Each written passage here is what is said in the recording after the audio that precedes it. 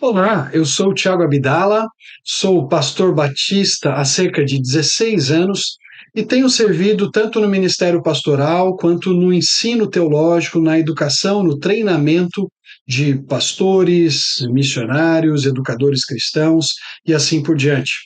Por um bom tempo eu servi numa igreja local na cidade de São Paulo e agora estou servindo no norte do Brasil, no Instituto Missionário Palavra da Vida, como professor residente ensinando o Antigo Testamento e a língua hebraica para os alunos aqui.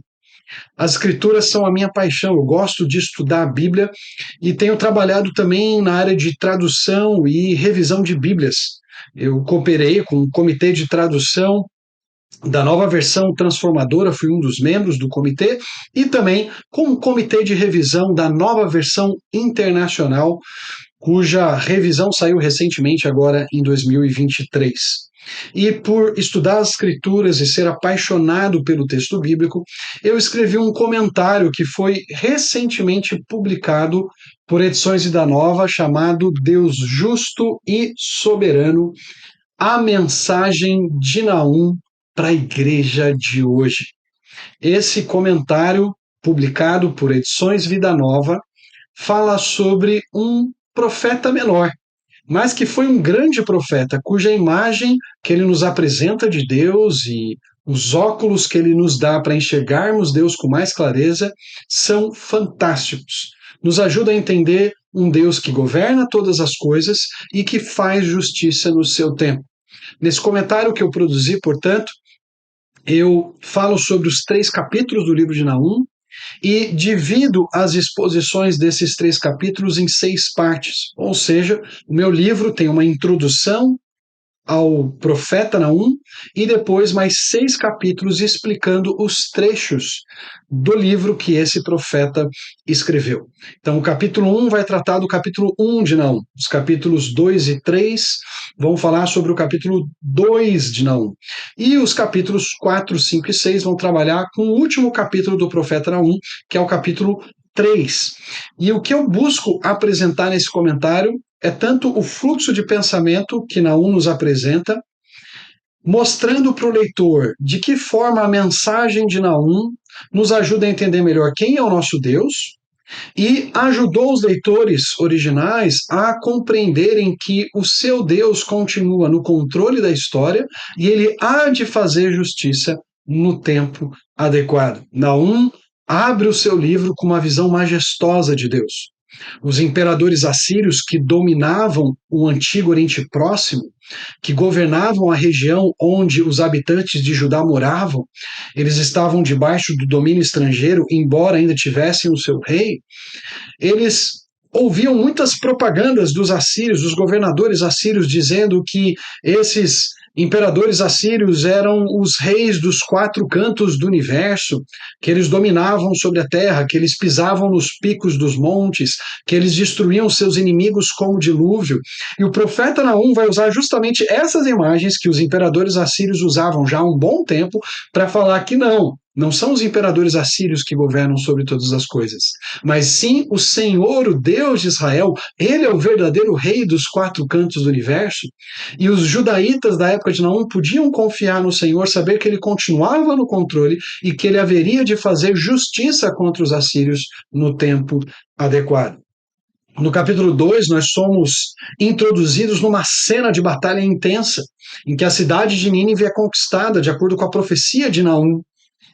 E logo depois, os imperadores assírios são apresentados como leões caçados por Deus.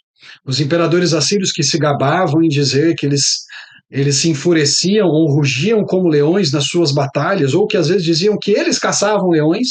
Por exemplo, Assurbanipal, que era o imperador da época de Naum, ele aparece às vezes em imagens de relevos caçando ou matando leões.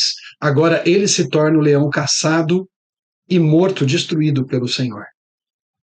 Mas se não bastasse isso, no capítulo 3 do livro de Naum, nós temos a descrição do fim desse império.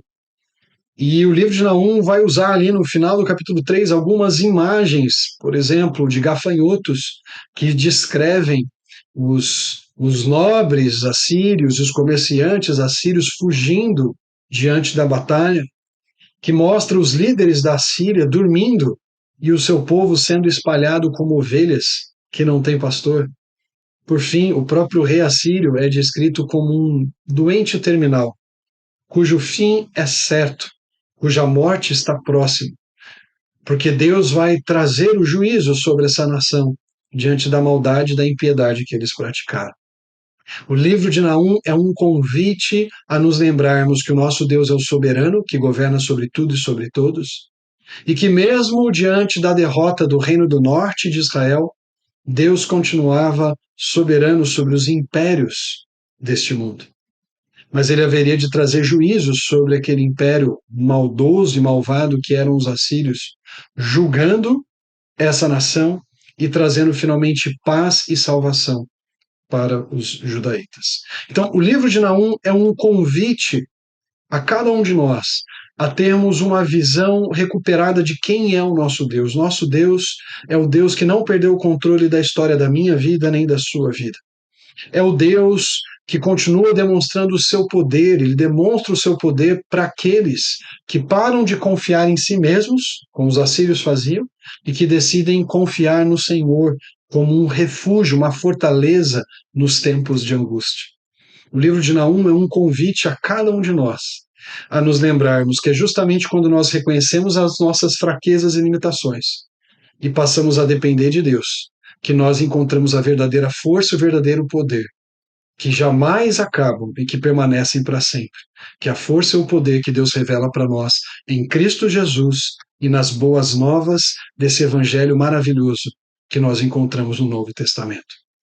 O livro de Naum é um convite a não colocarmos a nossa confiança nos poderes deste mundo, mas a colocarmos a nossa confiança no Senhor.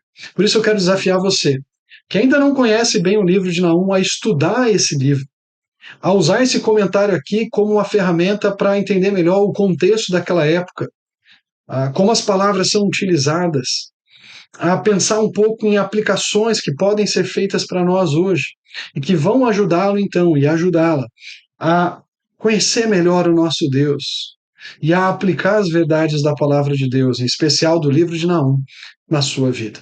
Se você é um professor de escola bíblica, um pregador, ou talvez um professor de seminário, você pode usar esse comentário aqui no processo de preparar suas aulas, porque certamente ele vai ajudá-lo a entender melhor esse profeta bíblico, que, embora seja tão esquecido por nós, traz uma mensagem tão preciosa, importante e relevante para as nossas vidas hoje. Deus justo e soberano, a mensagem de Naum para a igreja de hoje. Não deixe de adquirir, de ler e de ser edificado, assim como eu fui, pela mensagem do livro de Naum.